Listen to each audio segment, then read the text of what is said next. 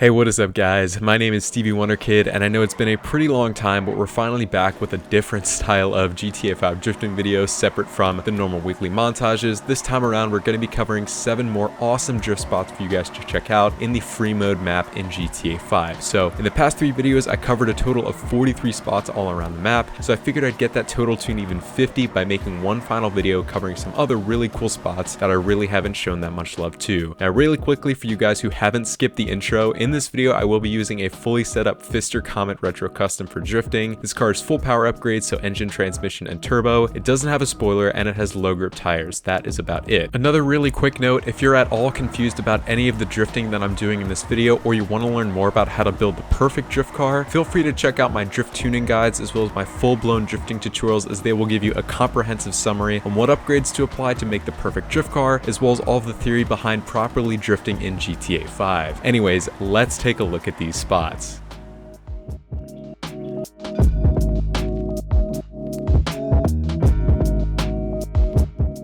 Alrighty, so first off here we've got the Sonora National Park access roads. This is a really scenic spot, and because it's detached from the main city, traffic really won't be that big of a deal at this spot, neither will parked cars, which is really nice. You can drift around the small roundabout parking area, and then you can link that up with the roads that surround a park. It's not a really crazy or exciting spot, but it's definitely a lot different and more scenic than the other spots I've showcased, and it's just kind of a nice change of pace, so I figured I'd throw it in this video.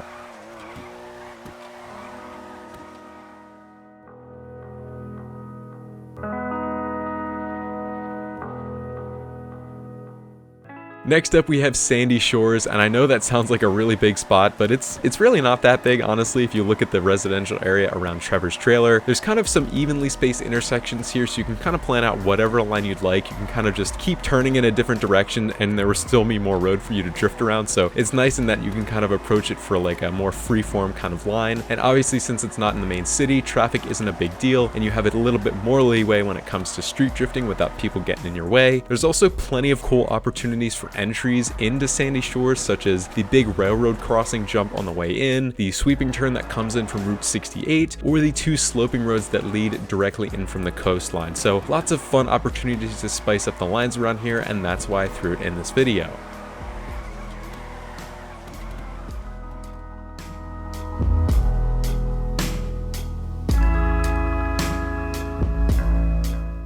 And next up we have another pretty fun but also huge scenic and diverse spot, Paleto Bay. This is really a pretty similar story to Sandy Shores in that there's a lot of evenly spaced intersections with minimal traffic running through here, so you can kind of make a slew of different lines. You really do have a lot of freedom here. You can utilize the main road to hit a bunch of high-speed entries that go into the residential areas of Paleto Bay, and you can also incorporate some of those big sweeping turns that run near the coastline, incorporate those into your high-speed lines to make things even more fun. In addition to that, if you're looking to host a drift meet, or you want some more technical lower speed drift practice, then you can go to the parking lot in front of that Cluckenbell facility. Really, the possibilities here are endless. It's definitely worth taking a drive out to Paleto Bay. You can have so much fun here.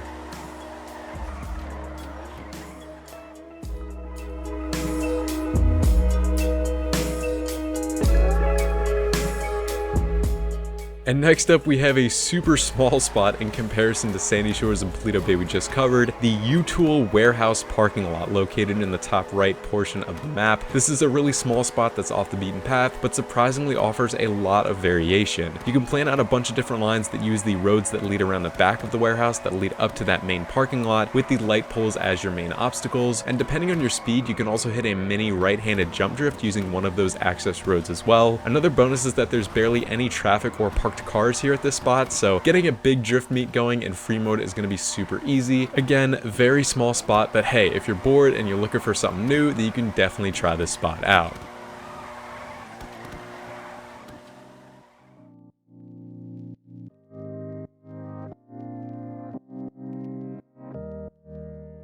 And next up we have one of the most densely packed drift spots in GTA 5, the Vespucci Canal. So you probably see me hit the spot a bunch of times in a variety of different ways in my drift clip compilations. I won't be able to touch on everything here because the opportunities are endless, so if you watch even a couple of those compilations, you'll probably see more ways that you can have fun at the spot. By far the highlight of this spot is the main road that leads through the canals itself, because the roads have kind of humps in them, so that obviously offers some really great jump drift opportunities to plan some really cool lines around. There's also an opportunity opportunity to turn that stunt jump that goes right through the pagoda into another jump drift entry into that road that leads near the police headquarters. Of course, you can also drift through the police headquarters parking lots themselves if you want things to get a bit more technical. And also you can go to the other side of the canals closer to the beach area because there's more ways there to hit some fun kind of downhill backwards entries and link those lines up through the various intersections and the parking lots. Now obviously this area is pretty densely populated, but that does not negate the sheer amount of fun that you can have here. Just be careful, maybe set up a custom lobby and really just take some time to explore this spot, man, because you can have so much fun here.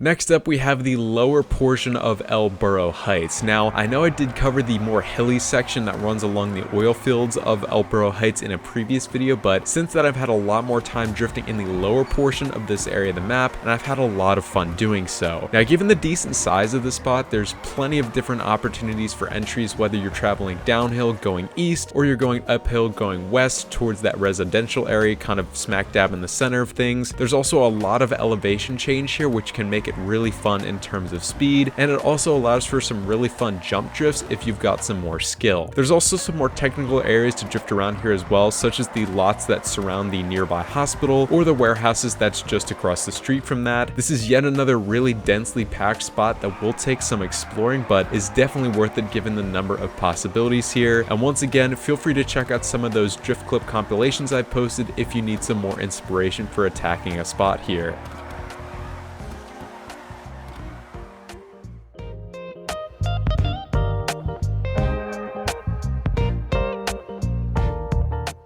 And last but definitely not least, we have Mirror Park, which is yet another pretty dense and diverse spot. Now, in addition to being a really nice, quaint, and scenic spot for car meets, the abundance of sweeping turns of various different sizes around Mirror Park definitely makes it out to be an awesome drifting spot. You can enter in from the roads that lead up from La Mesa or running by the casino to hit some really fun, fast, and long entries, and then of course link those up with the sweeping turns that lead around the neighborhood. There's also some really cool random bumps and elevation changes in the road that make for a bit more excitement when it comes to street drifting, or if you're going fast enough, you can get some really cool jump drifts going too. This is definitely another fun and iconic spot worth exploring a bit more when you get the chance.